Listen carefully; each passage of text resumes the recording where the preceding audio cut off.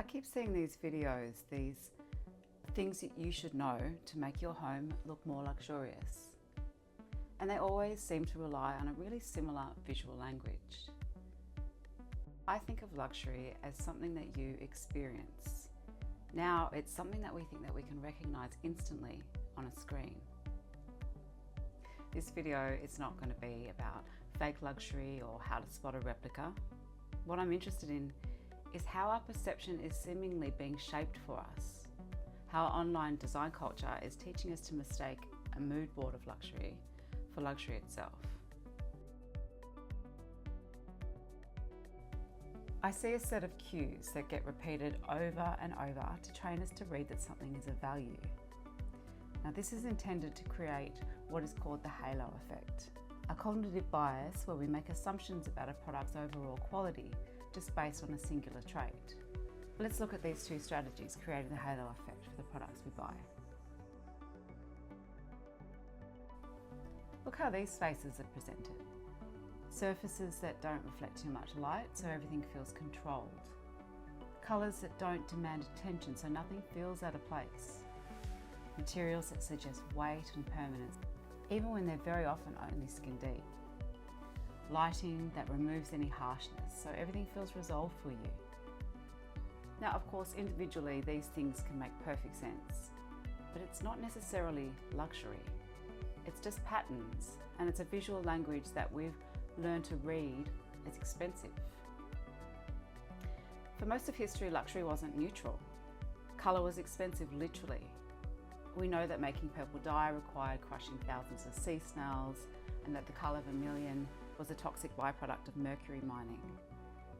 But today, a high-end showroom will often pull colour away because it creates greater uncertainty and more decision-making over purchases. And this has become a code, and it's just been copied indefinitely.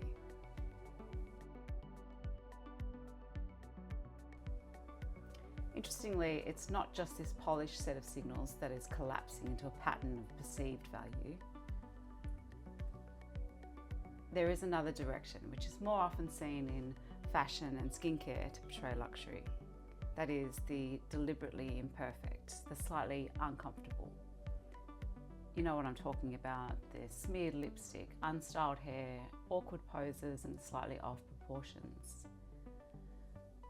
Sure, these can be genuine artistic choices, but very often using this juxtaposition of going against convention, it's there because it conveys to a brand's customer that they get it, creating an insider status, again removing focus from the product itself to reduce purchasing decisions.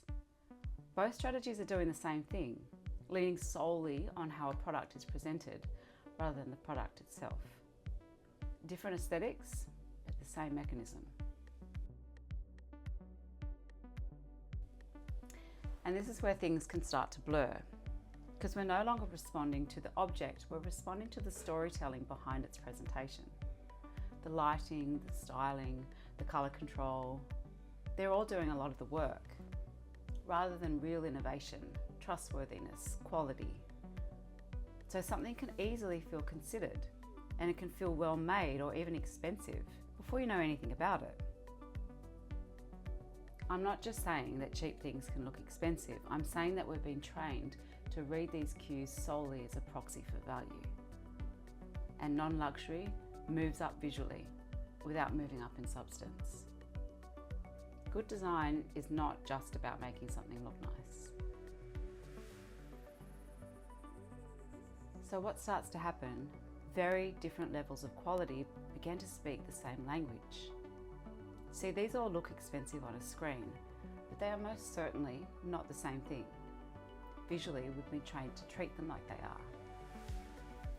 Of course, imitation has always existed, but what has changed is how effective and homogeneous this illusion has become. Real luxury hasn't disappeared. Real luxury has depth, whether it's quiet and minimal, dense collector luxury, or it's bold and expressive. Regardless, it has depth of material, craftsmanship, a unique concept, quality execution, and it provides real experience. Online, those deeper qualities are harder to communicate. So what gets emphasised are the visual shortcuts, and they're just being exploited time and time again. I think we've started to notice it. I think we're noticing that we're becoming more fluent in the image of luxury rather than the substance. That we've started to judge things just by what photographs well, not by what actually holds value. In turn, we've ended up with more stuff in the world that looks valuable, but just doesn't deliver. Luxury hasn't been reduced to a mood board. The risk is that we're mistaking it for one.